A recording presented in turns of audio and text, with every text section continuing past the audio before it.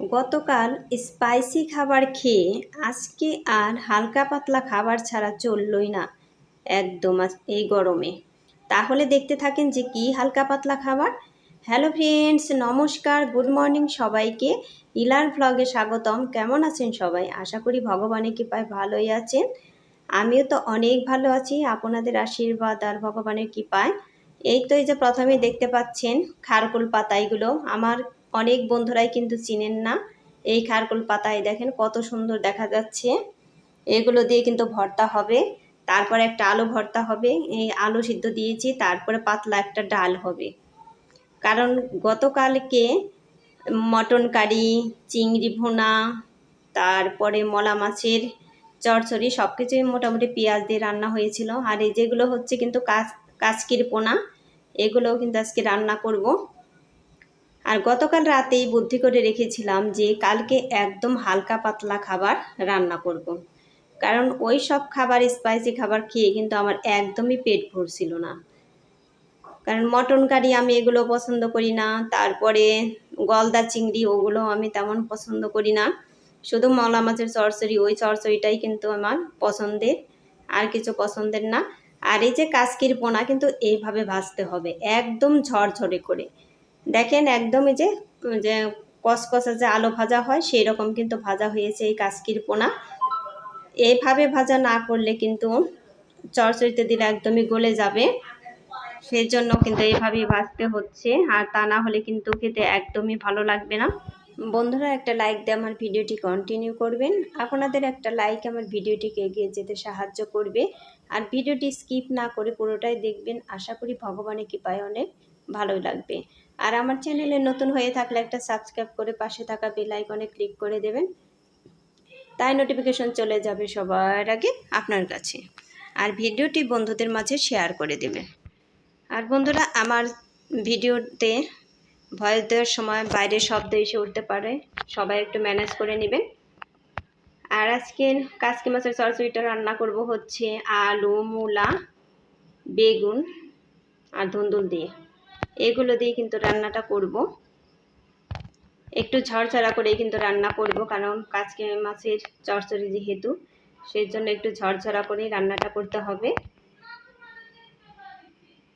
আর বন্ধুরা, রান্না করতে এতটাই গরম লাগছে, বাইরে বৃষ্টি, তারপরেও কিন্তু ভেতরে ভালোই গরম লাগছে। তার কারণ হচ্ছে আমাদের চারদিকেই কিন্তু আটকানো থাকে, সেই জন্য। আর এই যে এখানে ডালটা কিন্তু একদমই পাতলা পাতলা করেই রান্না করছি, কারণ আজকে কিন্তু হালকা পাতলা খাবার রান্না করব, সেটা তো আগেই টাইটেলে দিয়ে দিয়েছি। আর এই যে আলু সিদ্ধ দিয়ে দিয়েছি, আলু ভর্তা করব। অনেক দিন ধরে আলু ভর্তা খাওয়া হচ্ছে না, তাই আমার কিন্তু মনে পড়েছে যে আলু ভর্তা খাবো। আলু ভর্তা খুবই খেতে ইচ্ছে করছে, সেই জন্য আলু ভর্তাটাও করে নিব আজকে। আমার চচ্চড়িটা প্রায় কিন্তু হয়ে গিয়েছে। এখন এই যে ভেজে রাখা কাচকির পোনা ওই যে দিয়ে দেব। দেখেন কাচকির পোনা কত সুন্দর দেখা যাচ্ছে, একদমই ঝরঝরে হয়েছে। এখন এই যে কিছুক্ষণ নাড়াচাড়া করবো, এইভাবে নাড়াচাড়া করে তারপর জিরে গুঁড়ো দিয়ে কিন্তু আমি চচ্চড়িটা নামিয়ে নেব। চচ্চড়িটা খুবই টেস্টি হয়েছিল, একদমই দেখতেও খুবই সুন্দর হয়েছে। আর এখন আমার ভয়েস দেওয়ার সময় কিন্তু এই চচ্চড়িটা খেতে খুবই ইচ্ছে করছিল, কারণ এই চচ্চড়ি দিয়ে আমার ভাত খেতে খুবই ভালো লাগে। তো তারপর আমি ডিম ভেজে নিচ্ছি। বড় মেয়ের জন্য তো মানে প্রতিদিনই ডিম ছাড়া রুটি খায় না, সেই জন্য কিন্তু এই যে ডিমটা ভেজে নিচ্ছি। কিন্তু ডিমের কুসুম ভেঙে দেওয়া যাবে না, এটার যাতে রস না বের হয় ওইভাবেই কিন্তু ভাজতে হবে, ডিম পোচ করতে হবে। এই তো আমার ডিম ভাজাও কিন্তু হয়ে গিয়েছে। ওকে এই ডিম ভাজা দিয়ে রুটি দিয়ে কিন্তু খেতে দেব। আরও ভাজি আছে একটা, ওই ভাজি দিয়ে দেব। ওদিকে ডালও কিন্তু আমার প্রায় হয়ে গিয়েছে, এখন ডালও আমি সোমবার দিয়ে নেব। আর আলু সিদ্ধ তো আমার হয়েই গিয়েছে, পরে কিন্তু আলুগুলো ছুলে তারপরে আলু ভর্তাটা করে নিব। এই তো কালো জিরে সোমবার দিয়ে পেঁয়াজ রসুন দিয়ে দেব। পেঁয়াজ রসুন ভাজা হলেই কিন্তু আমি ডাল সোমবার দিয়ে নেব।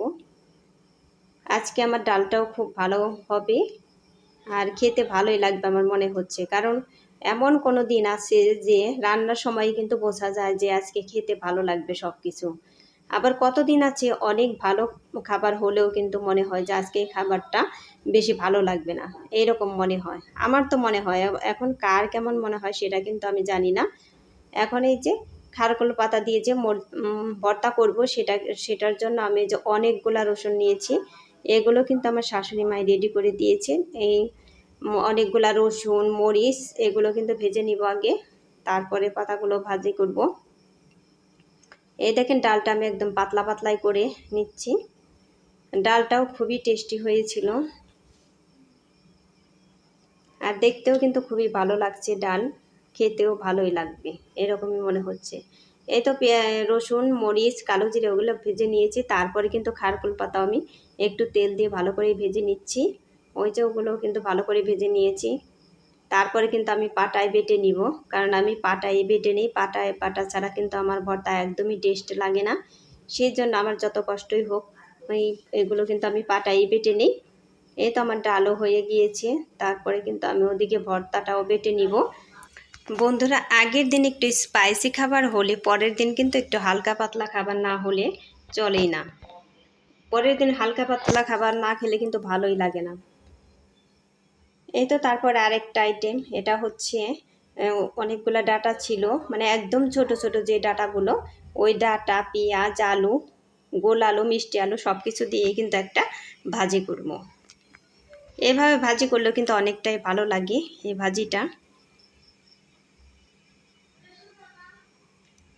আর বাইরেও কিন্তু প্রচুর বৃষ্টি হচ্ছে, বাতাসও আছে, কিন্তু বাতাস এতটাই বাতাসের জন্য কিন্তু আমি গ্লাসগুলো খুলতে পারছি না। সেই জন্য ভিতরে প্রচুর গরম লাগছে। আর চারতলার উপরে যেহেতু, সেই জন্য কিন্তু বাতাসটা একটু বেশি লাগার কথা, তাই না? সেই জন্য গ্লাসগুলো খোলাও যাচ্ছে না, কারণ উত্তর দিকের গ্লাস জানালা, উত্তর দিকেরই ঝড়, সেই জন্য কিছুই খোলা যাচ্ছে না, গরমও লাগছে প্রচুর।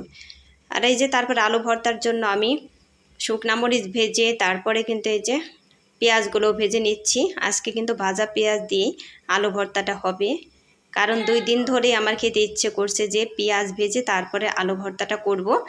এই যে এখানে চা করছি, একটা হচ্ছে র চা আর হচ্ছে দুধ চা। 2 কাপ র চা আর 2 কাপ হচ্ছে দুধ চা। এগুলো এখন দিয়ে দিব।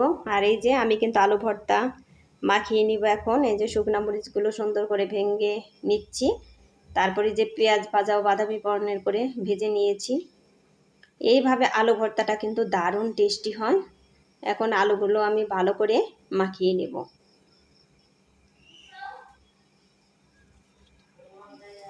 এইভাবে আলু ভর্তা খেতে কে কে পছন্দ করেন তারা আমাকে একটু কমেন্ট করে জানাবেন। এই তো তারপর আবার কিন্তু সরিষার তেল দিয়ে দিলাম। সরিষার তেল দিয়ে কিন্তু আমি শুকনা মরিচ, পেঁয়াজ এগুলো ভেজে নিচ্ছি, যাতে সেন্টটা খুব ভালো আসে। এই তো তারপরে এর মধ্যেও দিয়ে দিলাম সরিষার তেল, এতেও কিন্তু সেন্টটা অনেকটাই ভালো আসবে। এই তো আমার রান্না বান্না সব কিছুই কিন্তু কমপ্লিট হয়ে গিয়েছে। এই তো চুলাও আমার গরম, তারপরে কিন্তু মুছতেছি একদমই সাবধানে, তা না হলে আর পরে আর কখন মুছবো। সেই জন্য কিন্তু আমি এখনই যতই কষ্ট হোক তাড়াতাড়ি করে মুছে তারপরে এখান থেকে চলে যাব। এই তো চুলা একদমই কিন্তু পরিষ্কার হয়ে গিয়েছে, অনেকটাই সুন্দর হয়েছে চুলা পরিষ্কার করা। দেখেন একদমই কিন্তু ঝকঝকে চকচকে দেখা যাচ্ছে। আর এই যে কি কি রান্না করলাম, কেমন হলো সব কিছু একটু শেয়ার করি আপনাদের সাথে। এই যে ডালটা কত সুন্দর হয়েছে, এই যে কাসকি মাছের চচ্চড়ি, সব কিছুই কিন্তু অনেক ভালো হয়েছে। তারপরে আলু ভর্তা, আর এই যে গতকালের এই যে চিংড়ি ভাপা, এটাও কিন্তু একটু আছে, আর হচ্ছে খারকুল পাতার ভর্তা, আর ওই যে ওই পাশে একটা ভাজি। সব কিছুই দারুণ হয়েছে। যাই হোক, সবাই ভালো থাকবেন, সুস্থ থাকবেন এই কামনা করেই ভিডিওটি শেষ করছি। আর পরবর্তী ভিডিও দেখার অনুরোধ রইল। Tata, bye bye.